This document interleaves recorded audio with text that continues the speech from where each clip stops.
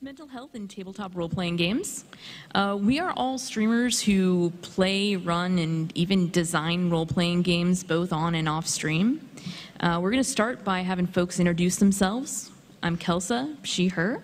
I play and GM role-playing games on Twitch. I'm Andrew, they, them. I'm a cast member in a lot of role-playing game shows on Twitch. Yeah, your ass is everywhere. Slid my ass out of this. I also, on my own channel, am designing a game called Girl by Moonlight. That's like a magical girl tabletop role-playing game. It's also awesome. I am Tristarae, aka Najo Tikor, she, her. I am most often in the GM seat. The GM sheets. So I wanted to say shit, and then I was like, no, wait. You can't swear at TwitchCon? Yeah. Look, this is my house. I do what I want. That's real. But sometimes I am a player. These two mostly let me play in their games, and you'll have to talk to them about why. I don't know. Yeah, I'm not a player. I just crush a lot. Look. Look, you dare. My name is Adam. My Twitch is adamkoebel, because that's the other part of my name. I am probably best known as a game master on Roleplay and the GM in residence for Roll20.net. I'm also the co-designer of award-winning tabletop role-playing game Dungeon World. That's the full title of the game. It's in the Library of Congress. Look it up. It's adamkoebel and Stage Latour's award-winning tabletop role-playing game Dungeon World. Yeah. It's fine. I'm on the PR team. It's fine. I'm Kent. I'm an digital artist and designer from here in LA, and I play, make, occasionally stream games that deal with mental health. Awesome. So that leads right into our first question, is how have games impacted you personally when it comes to mental health? Someone other than me start. Okay. I am, and please don't laugh at this, I'm terribly shy. And I heard what you said. I'm terribly shy, and games and gaming have allowed me to be able to put myself out there more, resulting in the shit show that you have invited to this panel. I hitherto kept all of that, like, I thought it was very strange, and I'm very strange, but I thought I was so strange that I could not interact with other people, was afraid of talking, and would just kind of keep all of my shit posts in my brain and not ever interact with others. But games have allowed me to just kind of pretend to be somebody else who's a shit poster, and thereby release my inner personality, for better or worse. For me, most of the mental health stuff that I got going on centers around social anxiety. I don't do well with unstructured socializing. So tabletop role-playing games have given me an opportunity for some very structured, very social activities that I wouldn't have had access to before. And I know it's something we're going to talk about more later, so I won't go into too much more detail. But for me, that's the big connection between tabletop games and mental health as a thing. I can go next.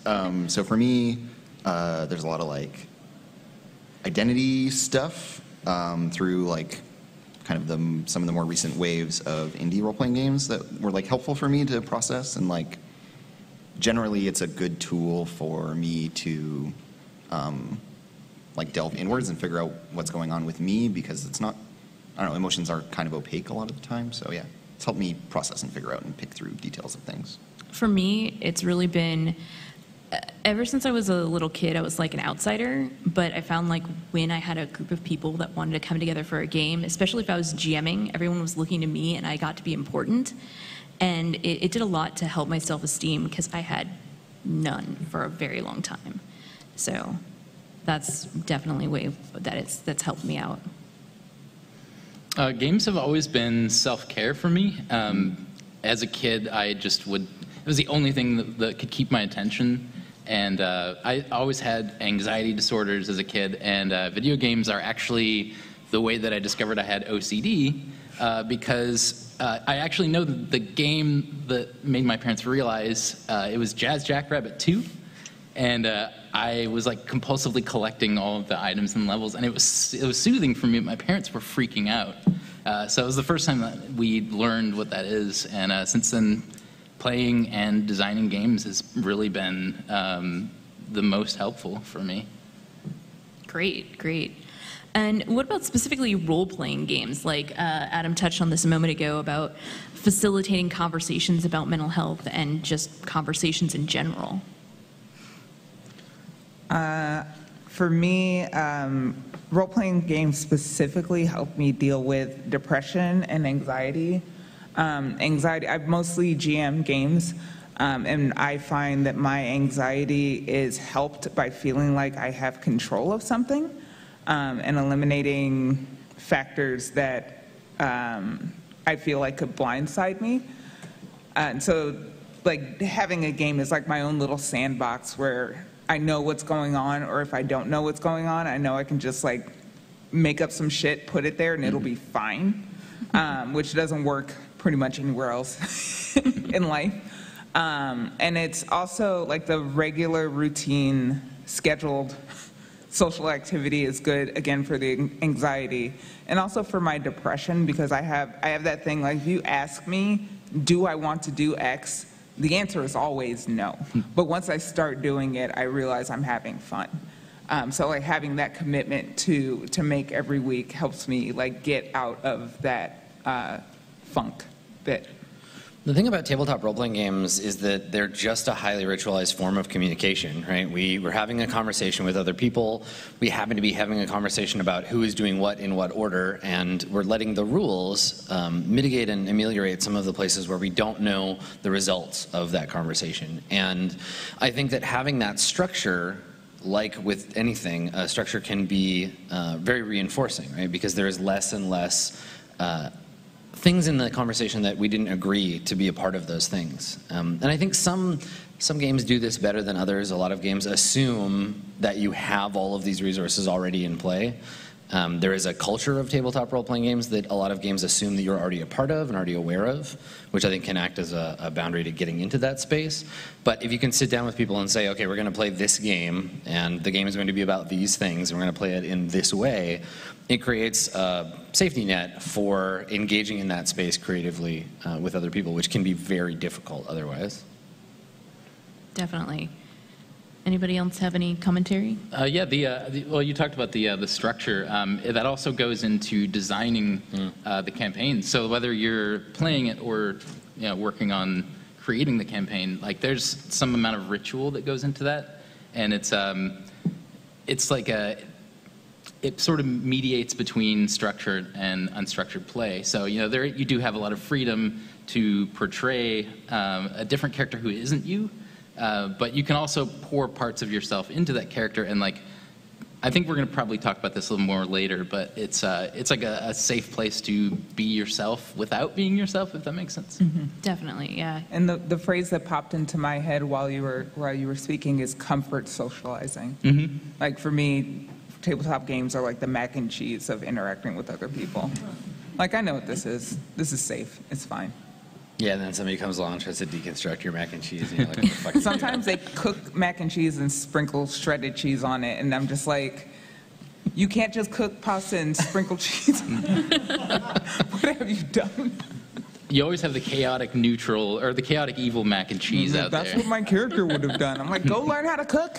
Get out of my game. Now, I'm just envisioning one of those alignment charts with different kinds of macaroni and cheese on it. I'm pretty sure one of those exists. Yeah, Yeah. there's an alignment chart for This everything. metaphor has run very Yeah. far away. So thanks for coming to our Tabletops and Macaroni panel. Today on the panel, fusilli. Yes? No? I don't know. So unrelated to mac and cheese, what Calm games have you guys worked on or GM'd or DM'd? Obviously, you're making Girl by Moonlight and talk. Don't act like we don't know who you are. Carry on. I mean, like I have GM'd a lot of games in my career as a role-playing player. GM. I don't know. Is there a word for that? Role player. Yes. Esports. Anyway, I've played like a huge variety of different games. Like obviously D&D is where I got my start because I feel like a lot of people get their starts there, especially in my age group of mid-30s. And so you got that, but then also branching out into other variants of like D20 games, D20 Modern and stuff. And more recently, I've discovered the wide world of Apocalypse World and everything powered by the apocalypse. My personal favorite game right now, Blaze in the Dark. It's just a really, really long list. So, well, like, for I think a very long time, the depictions of like mental health struggles in games were pretty messed up. Like, oh yeah, like I want to make my character better at, Adam and I were talking this earlier, like I want to make my character better at sword fighting, so I'll take this like negative penalty where I'm crazy. And so then I can be better about sword fighting. And then my whole deal is to use my sword fighting and try to never have the game be about my mental health, which is like this afterthought on my character. Which is actually how it works in real life. You go to a doctor and they're like, you have depression. You're like, fucking get me a broadsword. Yeah, and so, you know, as much as my sword skills do not help me, depression is a big part of my life, and, you know, I can't just like elide that, and for games to make this really weird idea of like, oh, it's like a debuff and we can like fix it and like we'll just cast restoration on you and bam, your mental health's gone. Like, that whole aspect has been kind of a plague on games for a long time. Yeah, I mean, let's like, can we talk about that, like in tabletop games and the way that mental health is generally depicted? Because I think it's incredibly problematic, and it's a good place to like look back at if we're going to start talking about games that do any of this even decently. Yeah, right? we gotta like look at the context. The go-to when you say I want to play a game, a tabletop role-playing game that deals with like mental health, people will usually be like, have you Call of Cthulhu? And you're like, thank you, no. But it's the sort of traditional standard in terms of it has a depiction, not a great or very enlightened one, but a depiction of mental health in the sense of the game has a sanity meter, and as crazy things happen to you, you go crazy, you lose your sanity HP until you have an episode, and then you can become permanently encrazed as a result. It's an attempt to emulate the way that an author who is not very enlightened thought mental health might have been in the 20s, right? Like we have this game that presents mental health not only ineffectively as a game, but as a reflection of someone who lived in an era and wrote fiction that didn't understand mental health the same way that we do. So that's our kind of gold standard for most people of mental health in games. But Andrew, to your point, I think we see other games like Vampire the Masquerade or GURPS, games where you can buy essentially negative mental health conditions for your character and then are rewarded with extra points to use elsewhere. It's the sort of Daredevil approach where you're like, well, you're blind, so you must be really good at other stuff, right? Because it's a zero-sum game, being a person. Many of you have designed games. How do you feel your awareness of mental health issues have really affected your designs? I mean, I have tried to make a game that is about that stuff. And, you know, it's a complicated business depicting that kind of thing in a way that's respectful and helps people. I don't know, I feel like the big gap is always about empathy and trying to, that, you know, we make a game that would give someone this experience, not because, like, it's fun to struggle with depression, but because it is, like, worthwhile to pursue empathy for, you know, these struggles that people actually have if you don't have them, or to envision a world where we might overcome them or cope with them better than we do in our day-to-day lives. That's definitely a really hard thing for a lot of people to experience, is the empathy and finding games where you can live that life that is not yours and kind of get that. Well, I wonder about that. Like, can games, tabletop or otherwise, teach us empathy? Right? Like, is that a thing within the scope of game design? Or like the baby penguin from Mario 64 kind of empathy? Or? Right? Like, I mean, to like, Andrew, like, when you talk about a game that teaches you to empathize with someone with a mental health issue, what is that empathy? What form does that empathy take? How do you know if you succeed at something like that? I mean, the one thing that we can do is, like, adjust the like process of their experience. So, like, the things that we have to do it by way of their characters if they're playing a character, for example. But, like, focusing the game on the actual, like, struggles around mental health rather than just being like, cool, you're in a dungeon fighting monsters. What if we're in a dungeon fighting feelings? You know, like, there's room to push people in those directions. I mean, they have to it's the leading a horse to water thing, but like we can create games that highlight and focus on and are about those things, and that the mechanics, we can make mechanics that support that. It doesn't have to all be about getting treasure and gaining levels and punching ghost demons in the face. I think for me, the games that have come closest to that are games that deal with material that makes people uncomfortable, not because you are exploring that material through your characters, but because you have to go to the player level and talk to the other people at the table. And that's where the empathy comes into me, with those face-to-face interactions with other people and talking about what you're comfortable with, and like really trying to get on the same page in that sense. But in terms of like for characters, I typically, like my characters are pretty terrible, but they're usually borrowed from family members or people that I've known who are similarly terrible, and I get some sort of, like, I can explore that feeling in a safer space. But Veronica did nothing wrong. She did nothing wrong. No, that's true. I believe you have something to add, maybe? Oh, well, no, I don't design as much in tabletop spaces, but all of my games that I've made recently have been, more or less trying to wrestle with my own mental health. And so I try to make things that help other people that play them based on my knowledge of my own experience with them. So a lot of my games are just small meditations that can help you refocus yourself. And I make them primarily for me, but I mean, if other people want to use them, that's fine. Well, I mean, that's like, in a way, a single-player role-playing game. Yeah. Where you're going through those struggles as someone who is not entirely yourself. So, how does being a GM or a designer differ from being a player when you're dealing with mental health issues?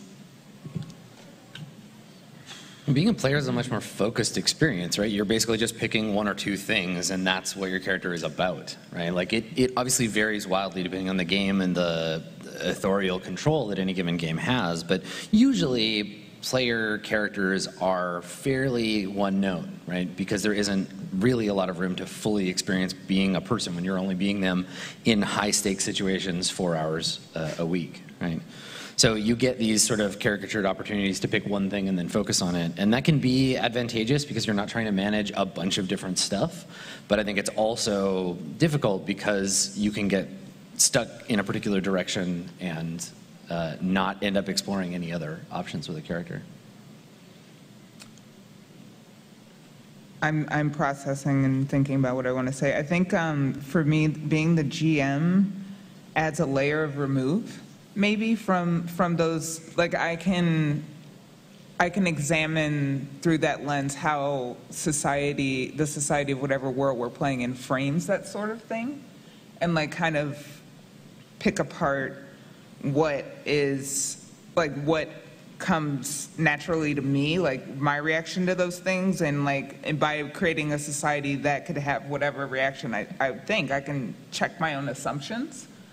And be like, well, maybe they're not like this. Maybe they think this thing about it or that thing about it. And I can really like dig down into the milieu of mental. I mean, I think the big difference between the roles for most games is that GMs ask questions and players answer them, right? Like the GM's job isn't really to say, this is universally how this thing is. It's to say, this is the status quo.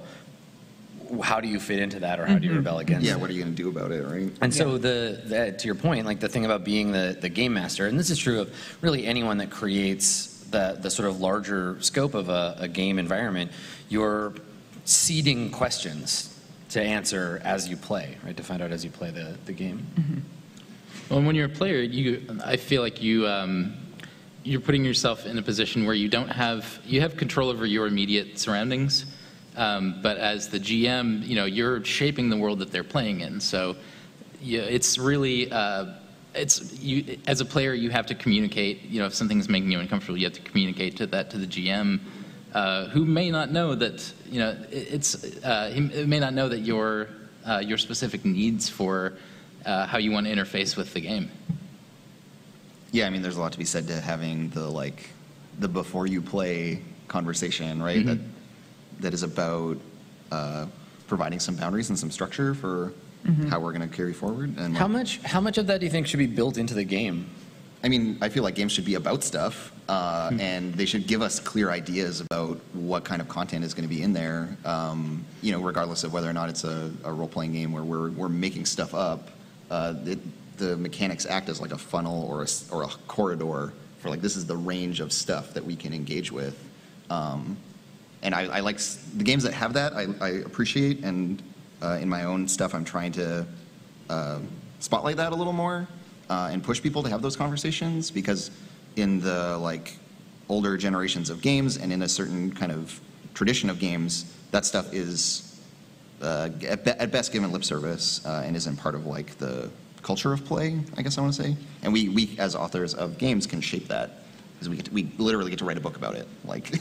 And you have the opportunity to create a multitude of non-player characters for the players to interface with as well. So you can put as much structurally into the way that the players are expected to interact with the other people in that world. Yeah, any game that kind of has this tagline, I don't know what the word I'm looking for is, but if a game says this game can be about whatever you want, I find that highly suspect. What are you about? Are you that frustrates me endlessly. Your game is about something you just maybe not know. You don't know. Yeah. Well, I think a lot of that comes too from the way that games are productized, right? The idea that they want to get as many people playing a game as possible. And we have this idea that role-playing games as a discipline should be infinitely expansive, and that you should be able to just do whatever you want because it's a role-playing game. Whereas if we want to have these conversations through a mechanically oriented social environment, there really does need to be some guidance from the game itself. And not just, in my mind, not just a chapter at the beginning of a game that says, this is a game about these things. If anybody feels weirded out, don't play anymore. But in the mechanics of the game. If a game is about something, the mechanisms of that game should reinforce those themes. All this to say, if you want to explore mental health struggles, D&D is probably not your best option. Right. I mean, most are. All love and respect to that game, but there's going to be a very narrow subset that actually touch on these issues in any meaningful way. D&D is for fight. Yeah, no, for sure. Well, I think there's a clumsiness of design still, in that we spent decades making the same game with different colors, right? It was D&D, and then many variations of D&D, and then games that were an intentional attempt to move away from Dungeons and Dragons, but mechanically didn't change that much. And we're still, as far as creating tightly focused games that are about meaningful things, we're still in a hobby that's kind of in its infancy, right? This idea of making a game that says something about the world that we live in, even fictionally, is still pretty new, because like you said before, the only language we had, the only thing that we could talk about was killing stuff with swords, which is fine, but it's not useful for this kind of fourth edition thing. That leads straight into the next question I was going to ask. What kind of mechanics for you and your mental health really work for you in games? Whether it's a role-playing game or a video game, what draws you into a game and makes you feel comfortable playing it, or I guess running it? Simplicity. Yeah. That's always nice. That's so I had stuff floating around in my brain, but once you said that, it crystallized my thoughts. So thank you. But yeah, games where I'm constantly jerked out of the fiction with rules checks, or I'm not one of those my immersion people. That's not what I'm trying to get at. But when you're having something that's very emotionally difficult or mentally difficult to process, having to be okay, wait, I need to go check and see what the bonus is on this roll. Get that out of the way. I like things that allow you to flow with the story better, which is to say by name, Powered by the Apocalypse games for me. I have to go in the woods and craft 50 arrows before I can proceed. Yeah, it's you were my one true love, but you're evil, and now, I really have to struggle with this, and I'm going to shoot you, but I'm out of ammo, so I guess not. Like For me, I'm kind of the opposite. Like I like and appreciate well-crafted, simple design for sure. Like I think that it's absolutely like useful for lots of different stuff in tabletop. But I like fairly complex, like well-designed, complex designs, because for me, part of it is seeing all of those little pieces moving together to create. We end up in the same place, I think, where it's like the narrative is the thing that matters, and the mechanisms create the narrative. But for me, watching all the tiny gears clicking together to engineer that specific narrative and knowing that everything that's happening in the story is derived from a piece of the mechanics, I find that really satisfying. Yeah, I think, like you said, in the main we agree. I think the distinction I'm drawing in my brain is mechanics that do not have anything to do with the narrative. Like when the narrative just kind of floats above the rules, but you keep having to go down there to, get your armor class or whatever, like that for me really drags me out. Well, I think it's a good point too in terms of exploring things like mental health in games, in that you probably don't need as many complex bits and pieces to explore that, and unless everybody has already familiarized themselves with all those little things, you're going to have those moments of like, we're starting to engage with something narratively and then we're getting pulled out of it because we have to go and check the rules and do reference stuff. And see, for me, it's a completely different direction. Like, I really like games that allow you to focus in on something distinctly. Like super open world games where it's like, you can go anywhere. It's like, but where do I want to go? I don't know. And that like stresses me out. So when there's a clear mechanic that says, okay, this is what you're going to do next, that helps me so much.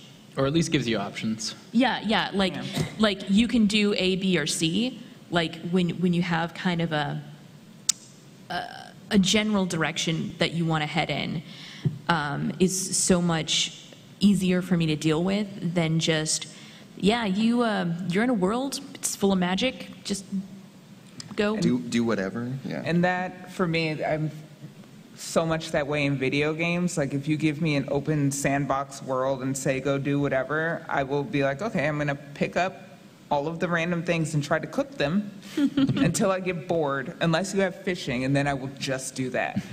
And whatever, Dragonborn, whatever storyline, I'm like, that sounds like work. You're asking me to do work now. I just want to like cook all of the random things I find. Well, I think that's interesting too, because it sounds like the same description that you were getting for tabletop RPGs, because those games that are like, here's an open world, do whatever you want in it. Be a person here. Yeah, it's the same as being like, this is a game that's about anything. It's like, this game isn't really about anything. This game is about exactly. that rock and those carrots. Like, it's not, you're not being given that structure. So somewhat related, we're here at TwitchCon. A lot of us are streaming our games. What about like Twitch's system really helps you or doesn't help you through that additional layer of like having an audience? I mean, I play role-playing games to be connected to other people, and playing a role-playing game for an audience is the same as, like, you can enjoy playing the acoustic guitar with 2 or 3 of your best friends, but being on stage playing it for 100 or 200 or 1,000 people is a different experience in scope. So for me, playing role-playing games and playing games at all, like being a broadcaster, the reason that I do it is that feeling of being connected to a bunch of people in a way that for me feels like, with video games and with role-playing games, like fairly intimate, right? Observing things, participating in an experience together. I mean, other people can talk. It's cool. I was just going to say, for me, it's kind of like the positive reinforcement of knowing that I'm telling a story that other people care about. Like, it's one thing when you're in a room and you've got like your 4 friends and you're telling a story and you're all jazzed about it, but then like sometimes you step away and you're like, was it really that good? But then when you're streaming online and you get other people to want to know what happens next, that is just really a great feeling to, like, you've succeeded. At least that's how it feels for me. Yeah, I was going to piggyback off the positive reinforcement thing. Like I said at the beginning, if you ask me if I want to interact with other people, my visceral reaction is always no.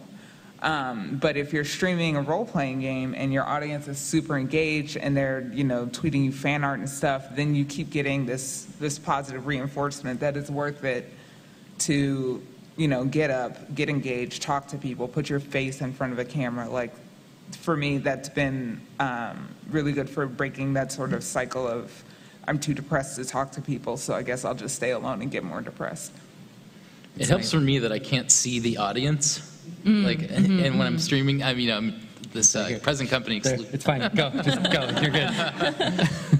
But if I was playing a game in front of hundreds of real people, like if I just had a TV back here and I was trying to play Cuphead or something, I would, no way. But the fact that I can't see the people watching, it creates, it's a step.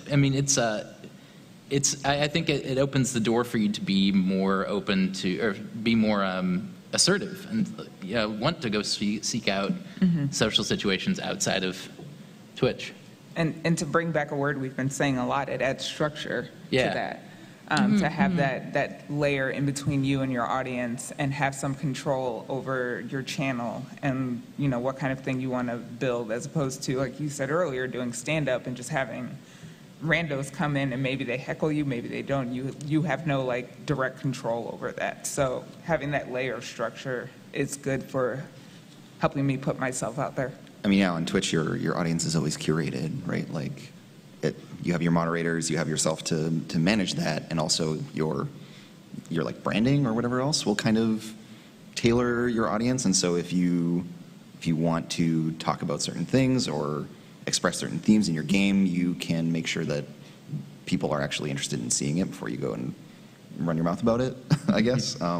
So it can create a better sense of collective buy-in and participation around a given topic, which I think is very helpful. That's been a really interesting thing for me too, because I run role-playing content in a bunch of different places, and part of making the decisions about who I'm going to play with and what game we're going to play is informed by that sort of identity of the space that we're playing in, right?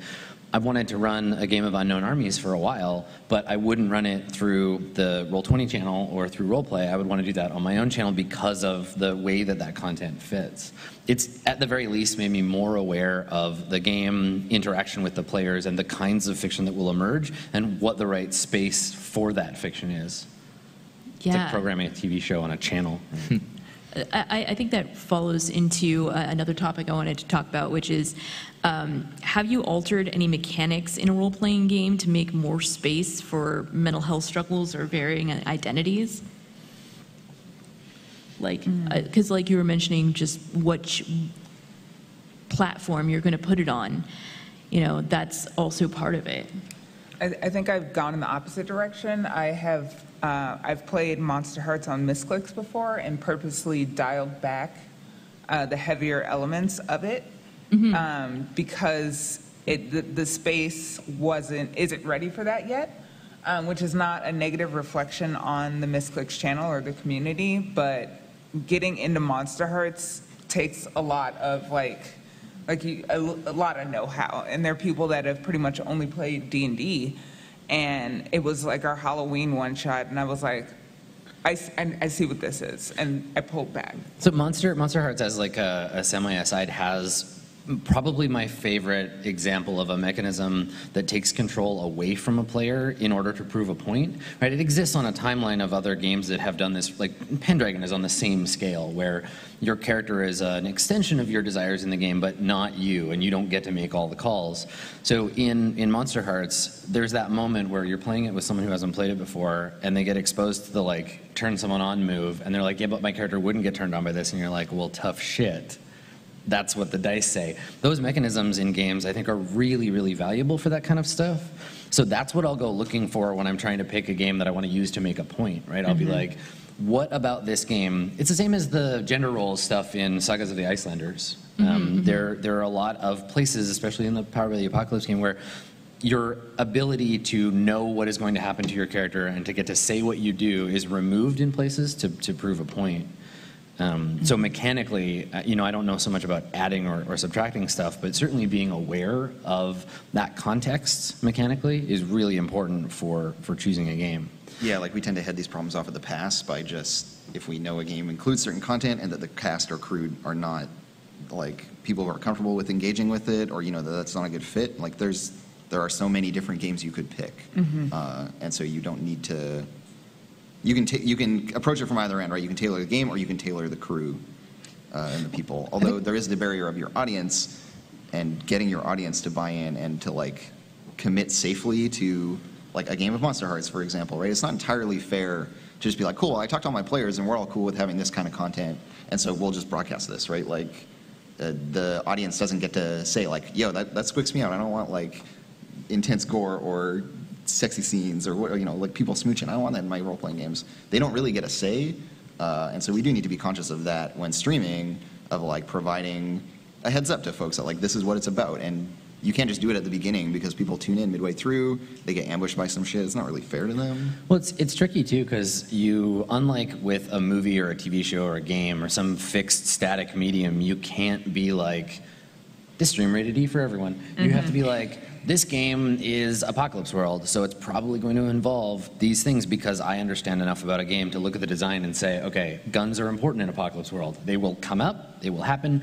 And to that degree, too, I think that you have to have a working awareness of what makes a game, because if you tried to play Apocalypse World and you're like, well, nobody at the table likes having the idea of having guns in our game, we're going to take them out. You cannot play Apocalypse World. Like, that game will not function.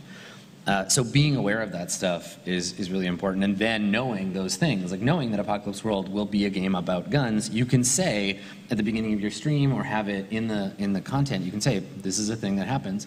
And there are a few episodes of, like, say, Burning Wheel, where I have on the YouTube videos, I've been like, we did not know this was going to happen, but this episode has some stuff. Here is the stuff. And if you want to skip it, that's cool, because these are things that are in that. But that's all after the fact. You can't plan that very well in advance.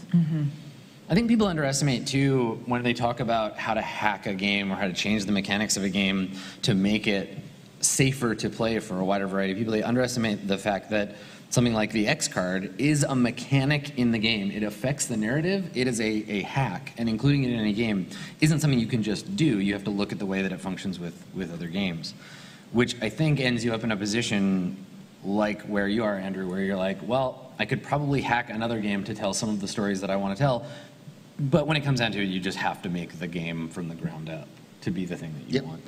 Yeah. I think the moment for me that drove this sort of thinking about how to engage with the game, drove it home for me, was in that Monster Hearts one-shot. I had a player say, why is everybody trying to make me angry all the time? And I was astounded. I was like, honey, you're playing the werewolf. Like, I failed in communicating with you because you don't know what we're doing here. Like, that's your jam. You get angry and you do horrible things because you're a monster, but mostly a shitty teen, and that's the kind of shitty teen you are. Same. We know. I think it's interesting. I want to talk about Dave for a second. I love Dave. So Dave is a player. Dave plays with Andrew and Blue Jay and Elf and I on the Roll20 Presents, and has been in other one-shots. And Dave, as a player and as a person, is just not super into like romance, sex content. But when we presented, and this has happened now multiple times, we presented an opportunity to Dave to play a game like Monster Hearts, which is like very much about those things. It was an avenue for him to say, cool, I'm going to try it out. It's a game. The stakes are fairly low. If I feel weird about it, it's a one-shot. It's cool. I don't have to play anymore.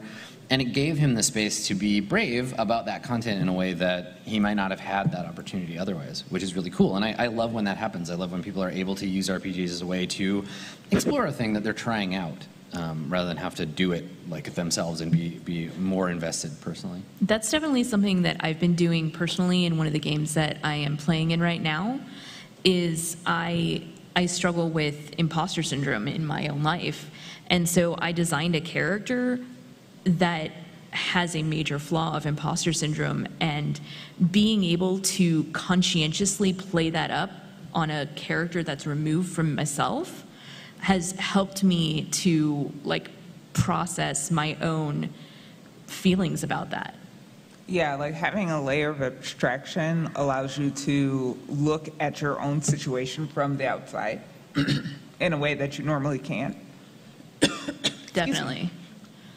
Yeah, I mean, I tend to go, when I'm playing, I tend to go the opposite, where, like, in real life, I try to be a decent person and, like, take care of people and care about them. And so I play characters who are the worst. Like, I'm like, I don't have to care about you. I'm going to be this garbage human right now. And working my way through that and, like, feeling what that is like, but also doing it at a meta level where I'm talking to the other players and being like, yeah, this is my character, he's being an asshole. Is everyone as a player okay with that? And then diving back into that and exploring that space. You just have to keep reminding them, this is not me. Well, and on top of that too, like, it's not me, but also I'm responsible for this thing, right? Without putting that space too far and being like, I can't control him when he's like this. He's just gonna do whatever he wants. It's still you. Yeah, it's still you, totally. Yeah. Yeah, and the Monster Hearts 2 shot that we did, it's, don't laugh. My character was terrible. She's awful. And I have a lot of gratitude for Blue Jay, who was my character's significant other. Insofar as you can have one in Monster Hearts. Like, Blue Jay... Plaything? Next meal? Significance is a complicated term. Blue Jay was my and them to my queen. Mm-hmm. And she was great about letting me push the envelope, but also check in and, like, make sure I wasn't... Unless I'm wrong and I hurt your feelings and you hate me. Yeah, Okay. she's coming for you later, no worry. Yeah, like, she was great about, and that's where the empathy comes in, where I could talk to Blue Jay and be like, okay, like, this is what's gonna happen, like, this is where I'm thinking about going with this. Are you okay? Was that too far? Like, that's super important. There's a, I think, under-examined or underused alternative to the X card. So the X card is a role-playing game mechanism where you write an X on a piece of paper on an index card and you put it on the table, and if somebody has content in the game that is they don't want to continue, they can tap the X card and the table behavior will change. Everyone will stop doing the thing and you do a different thing. But there's an alternate to that called No One Left Behind, and it's more in the spirit of, like, the checking in, of being like, we're going to do the hard thing. We're not going to avoid it or get around it. We are going to stop and be like, all right, this is happening. Let's do it responsibly. And I think it's a requirement of a group that is more tightly connected as people, right? You have to be accountable for each other's well-being and safety in exploring these kinds of things in games, and that's where you can go to those places that end up being memorable and meaningful, because I think with the X card there can be a tendency to deflect, right? Like, it can be a safety valve, but it can also be a let's not explore that thing. Would you do that in front of an audience? I mean, would you play No One Left Behind with an audience, right? Right, and that's the thing, and do they count, right? Like, is the audience a part of that? What's your accountability to the people that are watching you go through this? That's some territory that we haven't, like, delved into, and that the, like, design community for role-playing games and stuff hasn't really worked around yet, is, like, there is no game that I know of, at least, that's, like, designed to be played on Twitch or, like, with a live audience. You know, and There's that's one under production, but yeah, it's not done yet. We're getting there. We're gonna see those things coming up soon. I'm very interested to see how they handle a lot of these aspects. And I mean, like, people can't always just tune out. There is that option. Like, you don't have to stay. You can leave. But given that it's a conversation and that it becomes a more one-sided one, you know, how do we respect our audiences and, you know, nod to their stuff? I don't think Twitch Plays Pokemon counts for that. Yeah. As awesome as that was, no. I mean, I think the thing is we're going to see the same stuff happening again that has been happening in tabletop development sans Twitch, because the first people who are going to give a shit about audience games is going to be like Wizards of the Coast, right? We're going to see D&D and games like it with a big audience, with a lot of money, integrate Twitch in a way that is beneficial to Twitch as a platform, to broadcasters, and to the game in terms of what those people's goals are, right? And then we can start looking at ways that either through open source development or through whatever means, things like extensions being built into other games and that kind of thing. And that sort of immediacy of feedback is certainly possible, but I think we're going to see it in a, like, click here to give players experience button first, and then sometime later a sad face button to push when you're not into the content that you're seeing, right? Yeah, I think to double back to an earlier point, I like the X card for convention games. Which is what it was designed for. Yeah, like that's ideal. Like ideally, in a perfect world, you could sit down, talk to your players, and be able to have that engagement. But in a convention game, you're like, hi, I just met you. I'm going to run this game. It's going to be Monster Hearts. We're going to go to these places. Just feel free to tap out. And I think that's what's going to happen for audience first. Yeah, and I love the idea that you can see the ways that different groups of tabletop role players interact and how well they know each other as people based on the way that they react to that kind of content, right? Like there are groups that probably could use the X card but either don't know about it or don't use it, where like you can see 3 of the 5 people just be like, I don't want this anymore, while the other 2 do the thing. But if it's a group of people that are comfortable with each other and that are playing a game together, they've played for a long time, you'll see that happen where 2 players will start off on a riff and someone else will be like, hey, stop that, you're being gross. And then we're like, cool, next thing, and move on. But it happens organically, but you can't design that. You have to build that kind of thing into a game if you want that experience for everyone playing the game. The idea that, and this is the kind of thing that I think a lot of role-playing games just assume, where they're like, well, you're going to just speak up if something's bothering you or upsetting you in a game, right? If that doesn't happen a lot of times. No, but that's the assumption that designers have when going into the game is like, well, it'll just work itself out because you're friends and you'll talk, right? That definitely comes into another point that I really wanted to make, which is what kind of advice would you give to new designers or GMs, especially to take mental health awareness into account? Don't be edgy. Right. No, it's like, it's a joke, but like, yeah, I I'm mean, dead serious. If we could go back in time and tell like Mark Reinhagen this, then we wouldn't be in the position we are with Vampire, right? Like there is a lot of stuff. I mean, this is advice that I would like modern current game designers working on Vampire the Masquerade to know, that it's not cool or edgy or whatever to introduce these things in an unthought through way. Like, be smart, treat things with earnest respect.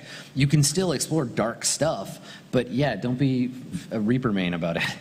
Yeah, and also just listen to the community and other people who play the game and find out, get their feedback, and just constantly be. It all just comes back to that communication, that back and forth. It has to happen, and that's not just with your players. That's with other GMs and other people who play the same games or a game that you're thinking about running.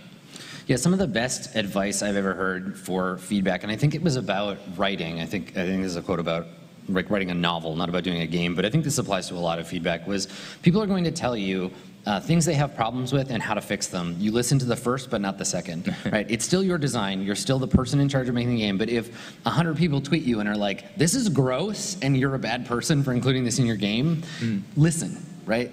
If they say, you should do this other thing instead, it's up to you to fix the problems in your design, but like listen when people give you feedback. And that's true of whether you're doing a Twitch stream or you're making a role-playing game or whatever, right? Like anything. Yeah, hear people's criticism, but solve the problem yourself. And also, if the game is going to include mental health or be like about mental health stuff, like that's got to be in there from the outset. Do not tack it on as an afterthought. Do not pay it the disservice as like a topic that is like, it's people's lives and inner worlds. It's like a very intimate thing. Don't dick people around by having this kind of like, oh yeah, and you can like have a mental health thing over here, like you get some points. No, like core to the game, or like don't even bother, honestly. Like I think if you're interested in the way that design can deal with mental health, particularly, there's a recent example of this in video games.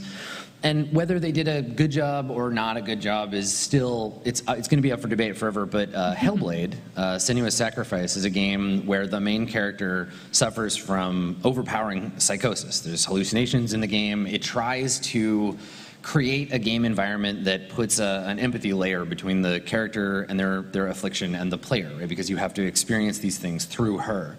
And the reason that I bring it up isn't so much that they did a perfect job of it, but that they made that's what the game is about, right? It's not a game about like a Celtic warrior, it's about mental health. And they hired experts and they talked to people who actually suffer from these things and tried to interpret that stuff. And while it's not always easy, like we're not a AAA game company, right? If we're just making an indie tabletop game, it's not easy to get access to those kinds of resources, but you can try.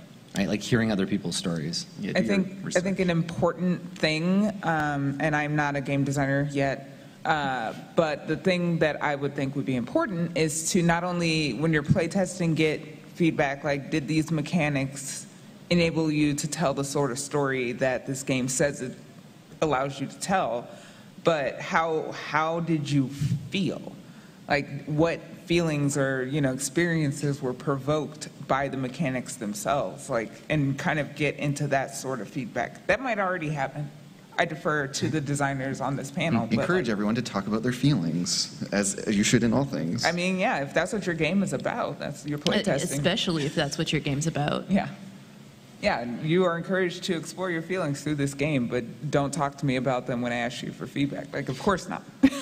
Well, I think that, and like Jason Morningstar's games are a great example of this, where like he designs games about things that are not fun. Like when you think about the kinds of things that come out of Jason's games, he writes games about like, World War II, and they're not fun things to experience, but you can't design fun. Like that wasn't his purpose. His purpose was to make mechanisms that allow you to explore a narrative about being a teenager in Poland during World War II, right? It doesn't matter whether you find that fun or not from a design perspective. So if someone gives you feedback like, I played this and it was not fun, you can be like, thanks, but like what else?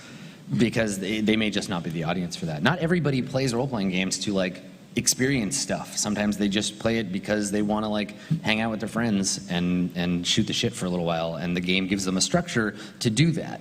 That's why I really like Paranoia XP for like a cooldown game. When I used to play regularly, like I used to have a group in high school, and that was always our go-to. Like if somebody wasn't feeling well, or if we had just finished up a session, like we'd bust out Paranoia because it has a very, there's no dice, I don't think. It's been a while since I played it, but it's extremely simplistic. It's pure role play based, but it's also light. There's the rules are gray area at best. Right.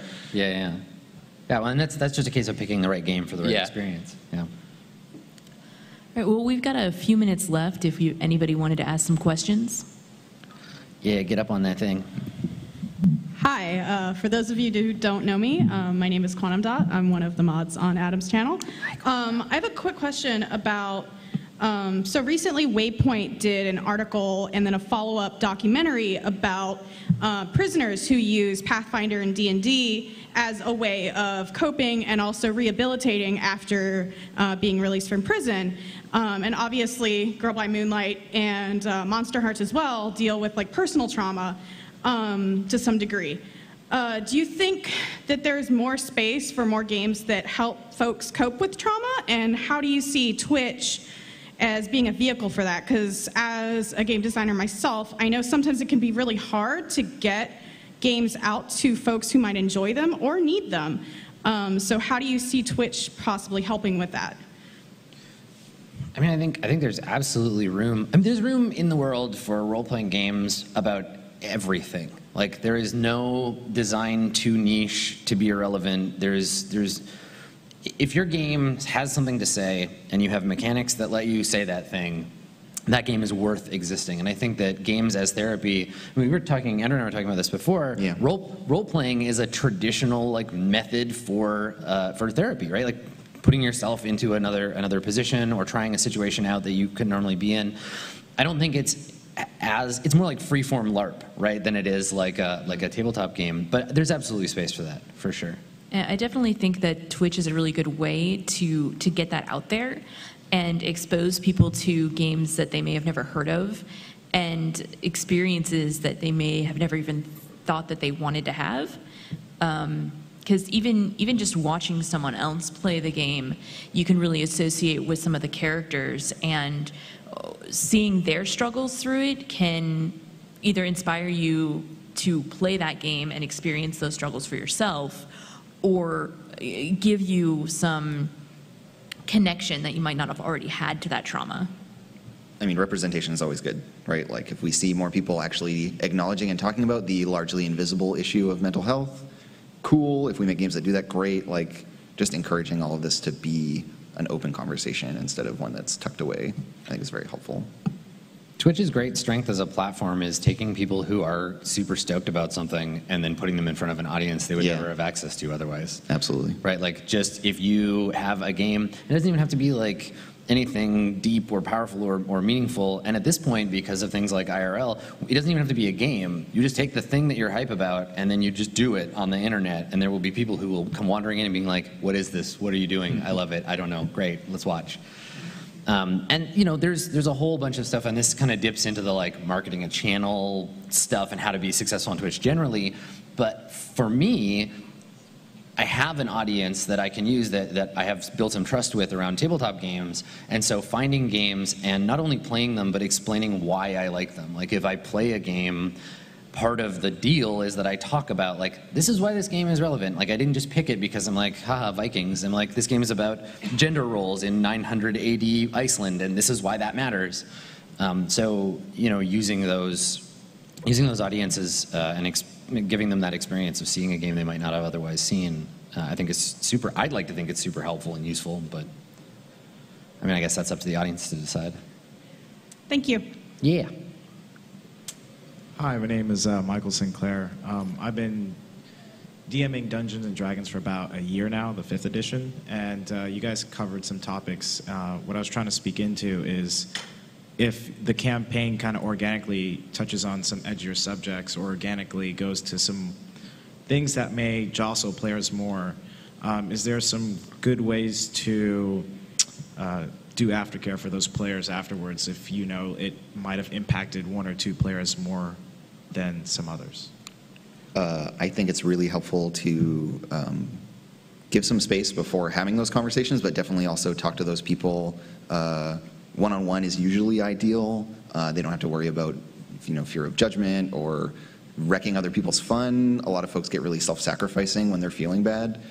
So giving them some space to kind of process it, and then having that one-on-one chat with them, see how they're feeling, and then get some guidance on how to keep going forward in a way that's going to be like safe and comfortable for them. Because like the object of the game is to win and like fight the bad guys or whatever, but like the reason we play is to have fun, and it's really important not to lose sight of that. Would be my take. I mean, maybe you play D&D to have fun, but I play to win. Yeah, definitely talking to your players, especially if you notice that they're uncomfortable, like being like, hey, can we just decompress after this for a minute, and having a conversation with them and seeing like if you can find out why it was or not why so much as like not why a thing made them upset, but what exactly it was, so that you can either approach, like warn them if that's going to come back, or you know, find a way to steer around that in the future if it's really going to be a problem. I think a lot of the time game masters get saddled with a lot of social responsibility that is just not their fucking job. Like, there is nothing in the Dungeon Master's Guide that says like you have to babysit your players. Like, being a person with empathy and caring about your friends is something you should do all the time instead of just as the game master. But as the GM, there is often this feeling that like you're the one responsible for making them feel bad because this content was in your game, but it's everybody's game, right? So being cognizant of that outside of the game when that hierarchy gets broken down, approaching it in the game, you are in a position of authority, and there is a perceived hierarchy from GM to players. But like Andrew and Kelsa said, like giving it some time and then being like, hey, I noticed this was a thing, person who is my friend, not player in my game. I noticed this was a thing for you. Do you want to talk about that? I can do some things to move away from that content if it's bothering you. I have that power when I'm wearing my GM hat. But like right now, I care about like you as a person, and that can create a space where they feel less like I'm a lowly player and how dare I like tread upon your game mastering carpet, right? Because there is that cultural perception, I think, a lot of the time and in a lot of groups. Cool. Thank you. I appreciate it. Yeah. You guys touched on a little bit about the narrative in RPG games and that feeling of feeling good when everybody enjoys the narrative at the table. I was wondering if you could talk about a little, or give a little bit of advice about how to re-engage a player that has started to remove themselves from the game more whenever the narrative might not focus their character, or just how to draw them kind of back into the game. I've tried having a gentle conversation without much success so far. I'm going to head Adam off at the pass here and just say that it's not your job. Like, it's okay to just be like, cool, yeah, you're checked out, that's fine. Like, the player is responsible for engaging, right? Like, that's what they've got to do. If they're not bringing it, they're not doing their job. Your job, if you're the game master, is to be like, I made all this stuff for you guys to destroy. Have at it. If they want to talk to you afterwards and they're like, yo, I'm not having fun in your game because, you know, we never fight goblins and I'm a ranger who like wants to kill goblins, cool, great, but like, you can have that conversation. But if someone is going to check out, there can be any number of reasons why, and trying to like twist everything to focus on them again, like, if they are a narcissist, you are playing into it by feeding their behavior, and if they are not, maybe they just want to check out, and that's fine, right? Like, that's my take. I think that's a player style thing too, right? I would ask them, like, if they're not having fun, why are you here? You know, I'd just be totally straight up with that. I'd be like, if you're not enjoying it, then well, I mean, you don't have to that's stay. predicated on the idea that they're not having fun. Like, I think that looking at being invested and having fun as being the same thing is a mistake, right? Like, I've played in lots of games that I don't really care that much about, but I'm having fun goofing off and playing the game at that level. And I also know players who are like, I just don't like care about the game or the world that much, but it's really fun to hang out and like play games with my friends. Then when it's my turn, I'm like, yeah, I'm gonna make an attack roll or whatever. And if they're not being disruptive, like, there's room for that kind of player. Yeah, if their disengagement doesn't turn toxic, or they're just like, cool, it's my turn, I ruin the game for everyone, right? Like, if they're still holding up their end of the bargain, then, you know, fine. And some people also have like issues around like attention span or whatever else, right? We can go into that end of things. It might be that there are some mental health needs that are being met, or that are being met by disengaging. Thank you. Hi. I just wanted to relate on the funk part, being in a funk. Because being on a channel and doing a lot of stuff, there's a lot of days where you're just like, this is... Here we go again. Yeah, and I mean, we I got a schedule to keep. Is this worth it? I have that feeling literally every time I attempt to do anything, right? That and like, same here. And I have and even if you knew me, you wouldn't think I had social anxiety, but I have a ton. So opening up that door and getting up and going and doing stuff is really difficult for me. But a lot of people call me an extrovert, which I am definitely not. Same though. So my thing was, you know, you always have fun once you break open and burst out and get into it. How would you encourage others to break out and dip your foot into the pool? And also, how do you guys cope with, how do you actually get out of it and get into it? For me, broadcasting has been super helpful for that, because I'm beholden to people I have already told I will be there, right? Like, if I say, I'm gonna play a game or I'm gonna do this thing at this time in my channel, and people start showing up, I'm not gonna be like, never mind, right? Because there's like, you know, 300 people waiting for me to come and like hang out and do the thing. And if I can get over that first few minutes of feeling like, oh, maybe I just want to go back to bed, then I'm fine, right? And 99% of the time, when I start streaming, by the time my intro music is done, I'm like, I'm ready, I'm good, I've gotten over that anxiety. So being beholden to an external source rather than my own motivation has been huge. Yeah, namely the audience. Like, having, for me, the bigger of a commitment it is, the easier it is for me to get over that funk. Like, I go to work, right? Because that's a huge commitment. You know, like, I need to do that. And basically, it's just what Adam says. It's just I'm not a streamer. But yeah, like, and I love my friends. I'm not saying that I don't, but like, just friends games. Usually, if you start the conversation like, "Hey guys, I'm not feeling like it today," they're all also depressed. It's a cascade problem. They're like, "Oh, thank God." Yeah. And then the game like never happens. But when you have this external commitment, then all of you are brought over that hump into playing the game. It's great advice for everything, really. Like, not just games. That's the only way I manage to get myself out of the house sometimes, is like tell someone I'm going to go somewhere. Yep. Yeah. I mean, there's a lot of things where I have started streaming them because if I don't, I will never do them. So like game design stuff, GM prep, a lot of the time I'm like, I don't want to do this because I don't want to do anything.